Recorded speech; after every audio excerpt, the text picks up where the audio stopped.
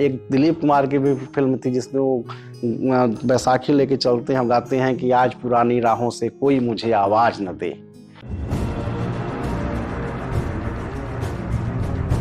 नमस्कार, मैं Neelima Thakur red hood media के स्टूडियो से आगाज एक नई सोच पर हमेशा आपको इंस्पायरिंग स्टोरीज के मिलवाती हूँ। कुछ देश के ऐसे प्रबुद्ध व्यक्तित्व से आपकी मुलाकात कराती हूँ जिन्होंने जमीन से आसमान तक का सफर तय किया और अपने साथ बहुत सारे और लोगों को राह दिखाई।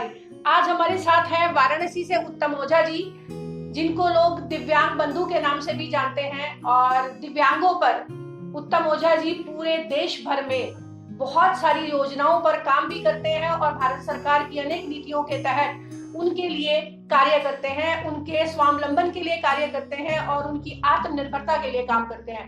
उत्तम जी, बहुत बहुत सादर स्वागत आपका। नमस्कार। हमारे साथ उत्तम जी यहाँ पर हैं और उत्तम जी से उनके बारे में थोड़ा सा हम जानना चाहेंगे कि सर किस तरीके से, क्योंकि बहुत लंबे समय तक दिव्यांगजन जो है एक उपेक्षित वर्ग की तरह माने जाते रहे। किसी के घर में कोई बच्चा पैदा होता था तो एक ऐसी हीन भावना सबको लगती थी कि अब अरे इसका कौन करेगा, कैसे करेगा। तो ये तो एक मुसीबत ही हो गई है, क्योंकि पेरेंट्स सिर्फ माँ और बाप के सिवा किसी की हमदर्दी उनके साथ नहीं होती थी या किसी की मोहब्बत उनके साथ नहीं होती थी। तो इस पूरी सोच को कैसे आपने, ये सब चीजें जब आपने सोची तो किस तरीके से आपको ये आज दिव्यांगजनों की स्थिति में जो सुधार देखने को मिल रहा है उसका सारा श्रेय हमारे आदरणीय प्रधानमंत्री माननीय मोदी जी को है। 2014 में जब मोदी जी देश के प्रधानमंत्री बनते हैं तो उन्होंने दिव्यांगों के सशक्तिकरण के लिए जितने भी हर संभव प्रयास कर सकते थे उन्होंने किया। उन्हीं के प्रेरणा से मैं यह कार्य को आगे बढ़ा रहा हूँ।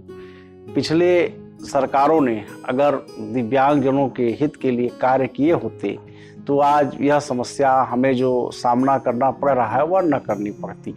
लेकिन देर से ही सही कदम उठाया है और पिछले जो है 7-8 सालों में एक सकारात्मक परिणाम देखने को मिला है। पहले इनको विकलांग कहा जाता था, लेकिन माननीय प्रधानमंत्री जी ने इनकी शक्ति को पहचाना और उन्होंने यह महसूस किया कि परमात्मा अगर इनसे किसी प्रकार का कोई एक अंग छीन लेता है तो उसके बदले में इन्हें असीमित शक्तियां प्रदान करता है। इसी को ध्येय में रख के उन्होंने दिव्यांग शब्द का प्रयोग किया। तो निश्चित रूप से मानना चाहिए कि अब भारत बदल रहा है और नए भारत में दिव्यांग जन भी अपना निर्माण योगदान कर सकेंगे, ऐसा मानना चाहिए। तो आपने जब इनके लिए, आप पेशे से एक होम्योपैथी डॉक्टर हैं और बहुत लंबे सालों से आप डॉक्टरी की फील्ड में, चिकित्सा की फील्ड में लोगों को ठीक करते आ रहे हैं। तो समाज सेवा का ये जो फैक्टर है जो जिसमें आज उत्तम जी को लोग दिव्यांग बंधु के नाम से जानते हैं, कैसे आपको प्रेरणा मिली सर? मैंने बताया ना कि माननीय प्रधानमंत्री जी ने जब काशी में कार्यक्रम हो रहा था और दिव्यांग शब्द इनको दिया और उसी मंच से माननीय प्रधानमंत्री जी ने आह्वान किया कि ऐसे लोगों को कार्य करने के लिए अपने कुछ कार्यकर्ता आगे आने चाहिए और सरकार तो कर रही है, समाज को भी इस दिशा में सोचना चाहिए। तब मैं प्रेरणा उन्हीं से प्राप्त करके माननीय प्रधानमंत्री जी को यह काम दिव्यांगजनों की सेवा का शुरू किया। हमारे प्रधानमंत्री जी देश विदेश के दौरे खूब करते हैं, मुझे लगता है योगी जी भी करते होंगे। तो जब देश विदेश में जाते हैं तो वहाँ की परिस्थिति और वहाँ का जो इन्वायरमेंट है दिव्यांगजनों को लेकर, और भारत में उसको क्या इम्प्लीमेंट करते हैं। जैसे मैं बात करूँ मेडिकल डिवाइसेस की, जो कोई अगर पैर से है तो उसको एक प्रोस्थेटिक या आर्टिफिशियल लेग लगाया जा सके, तो ऐसी कुछ व्यवस्था ऐसी या बैंक डेवलप की गई है या ऐसी कोई स्कीम निकाली गई है भारत सरकार द्वारा? भारत सरकार की एडीप स्कीम है। भारत सरकार की एडीप स्कीम के अंतर्गत 1992 से लेकर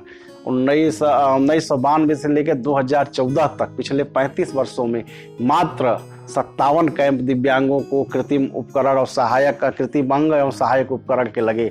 लेकिन 2014 से आज 2022 चल रहा है, कम से कम 12,000 से अधिक कैंप लग चुके हैं दिव्यांगजनों के। 600 करोड़ से अधिक की सामग्री पूरे देश में बांटी जा चुकी है। 24 से 25 लाख दिव्यांगजन इससे लाभान्वित हो चुके हैं। जिनकी कान से सुनाई नहीं देता उसे कान की मशीन देते हैं, जो ट्राईसाइकिल चलाना चाहते हैं उनको ट्राईसाइकिल देते हैं, जो 80% से अधिक दिव्यांग हैं उनको हम लोग मोटराइज ट्राईसाइकिल देते हैं। हैं, जो ब्लाइंड हैं उनको छड़ी देते हैं। इस प्रकार के अनेक उपकरण हैं तथा अन्य कई कंपनियां समाज हित में आगे आई हैं। बड़े बड़े कंपनियों के CSR हैं जो ऐसे हाथ और पैर के रोबोट वाले हाथ हो गए हैं, जैसे हाथ से पानी लेके पी सकते हैं गिलास का दिव्यांग साइकिल चला सकता है, दिव्यांग वेट लिफ्टिंग कर सकता है, और उससे आगे अब सेंसर वाले हाथ आ रहे हैं। ऐसे ऐसे पैर का निर्माण हो चुका है जो अगर पैर में कहीं कंकड़ भी चुभता है, कांटा भी चुभता है तो दिमाग में वो सेंसेशन करता है। तो जब विज्ञान और चिकित्सा विज्ञान और तकनीकी IT और मेडिकल दोनों मिल के काम करेंगे तो हमको नहीं लगता कि वह दिन दूर है। अगर सही नियत और ईमानदारी से प्रयास किया जाए तो हम निश्चित रूप से दिव्यांगता पर विजय प्राप्त कर सकते हैं। जी सर, आने वाली ये जो दिव्यांगों के लिए आप इतना सारा जो काम करते हैं, तो कुछ ऐसी स्कीम्स है जिनसे कि आप जो बहुत सारे दिव्यांग बंधुओं को नहीं पता होता, कुछ अभाव कह लीजिए, शिक्षा का अभाव कह लीजिए, या आप उनको किसी भी स्तर पर इंटरनेट की जी चीजें बहुत सारे दिव्यांग बंधु नहीं। बहुत अच्छा प्रश्न आपने किया। मैं देश भर में जाता हूँ। मैं पिछले 3-4 सालों में लगभग 24 राज्यों में गया और 480 से अधिक जिलों में गया, व्यक्तिगत प्रवास किया। हर जगह दिव्यांग की संस्थाओं के बीच में जाता हूँ, इनके बीच में जाता हूँ। जो जो सरकार की स्कीमें, जैसे उत्तर प्रदेश का कार्ड बनता है दिव्यांग सर्टिफिकेट, वो बिहार का नहीं मानता, बिहार वाला राजस्थान नहीं मानता, राजस्थान वाला तमिलनाडु को नहीं मानता। तो भारत सरकार ने एक UDID करके विशिष्ट पहचान पत्र निकाला है। अब दिव्यांग को कहीं भी यात्रा करने के लिए मेडिकल सर्टिफिकेट, आधार कार्ड और ये सब लेके चलने की ज़रूरत नहीं है। वो अपना एक विशिष्ट पहचान पत्र लेकर चलेंगे जिससे उनकी पहचान हो जाएगी। कोई अगर मानसिक दिव्यांग है तो उसके लिए भारत सरकार ने निरामय योजना की है। मात्र 250 रुपये पूरे जीवन में एक बार किस्त जमा करनी पड़ती है। पर ईयर उनको 2.5 लाख का बीमा मिलता है। अगर कोई 5 साल तक का बच्चा है, वह सुन सकता है, न बोल सकता है, उसकी कॉकलियर इम्प्लांट सर्जरी कराई जाती है जिसमें 6 लाख रुपये लगता है। कोई पूरे के पूरे पैसा सरकार देती है। कोई अगर दिव्यांग विदेशों में जाता है, शिक्षा लेना चाहता है तो उसके पढ़ाई का खर्च भारत सरकार देती है। अगर देश में रह के करना चाहता है उसका देता है। कोई खेल में चाहता है उसकी चिंता करती है भारत सरकार। तो हर प्रकार की योजनाएं हैं, लेकिन हमको जागरूक होना है, समाज को जागरूक होना है। हम सिर्फ सरकार को नहीं कर सकते, इतनी बड़ी आबादी को सरकार अकेले कर लेगी। जब तक समाज और सरकार दोनों मिल के काम नहीं करेंगे तब तक संभव नहीं है कि हम ऐसा कर पाए। सर, मैंने देखा कि लगभग हर वर्ग का व्यक्ति एक राजनीतिक पद पे पहुंच चुका है। तो मेरे ख्याल में नहीं आता है कि कभी किसी राज्य का मुख्यमंत्री या हमारे प्रधानमंत्री कभी कोई दिव्यांगजन बने हों। तो आपके बहुत अच्छा प्रश्न। यह विचार मैं लेकर जब मैं काम करने लगा तो मैं भारतीय जनता पार्टी के राष्ट्रीय अध्यक्ष जी, उत्तर प्रदेश के अध्यक्ष जी, प्रदेश संगठन मंत्री जी, सबको मैं गया, सबको मिला, सबको मैं प्रयास करता रहा, सबको कहता रहा, सबको चिट्ठी लिखता रहा, मैं रोज चिट्ठी लिखता रहा। अंत में एक दिन ऐसा आया कि उत्तर प्रदेश में पहली बार दिव्यांग प्रकोष्ठ का गठन किया गया। मेरा यह ऐसा मानना था कि राजनीतिक रूप से दिव्यांगजनों को भी सत्ता में भागीदार बनाना है और हम बनाएंगे उसको। अगर किसी के हाथ और पैर के न रहने से किसी को हम उसके राजनीतिक अधिकार से, अगर मेरा हाथ नहीं तो उसको मैं राजनीतिक अधिकार से वंचित नहीं कर सकता।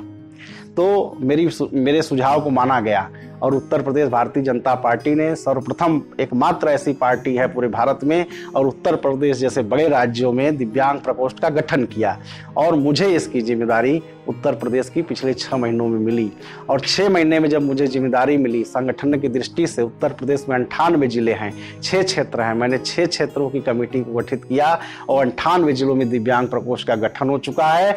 और इस दिव्यांग प्रकोष्ठ के गठन के कारण ही आप देखेंगे कि वर्तमान चुनाव में सबसे ज्यादा दिव्यांगों ने इस बार मत प्रतिशत का प्रयोग किया है, अपने मताधिकार का प्रयोग किया। और ये सर देखा भी गया है कि घर जाकर खुद कलेक्टर साहब ने वोटिंग कराई है। जो दिव्यांग, ऐसा निर्वाचन आयोग को भी विषय संज्ञान में आया, तो जो वृद्ध थे और जो दिव्यांग मतदान केंद्र तक नहीं जाना चाहते थे उनको घर घर जाकर BLO के माध्यम से वोट डालने की व्यवस्था की गई। तो सर्वाधिक एक राजनीतिक चेतना का जो जागरण हुआ उत्तर प्रदेश से, मैं उम्मीद करता हूं कि हमारा नेतृत्व जल्दी ही इस पर विचार विचार करके राष्ट्रीय स्तर पर दिव्यांग प्रकोष्ठ का गठन करने जा रहा है।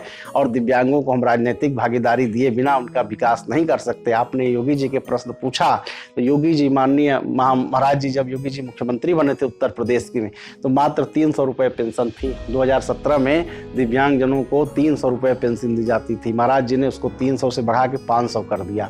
और ठीक चुनाव के 1 महीना पहले हमने प्रस्ताव उनको किया था कि महाराज जी आप बताएं इस महंगाई के समय में कैसे संभव है कि 300-500 रुपये में कोई अपना जीवन जिएगा। तो क्या ठीक है, कोई बात नहीं।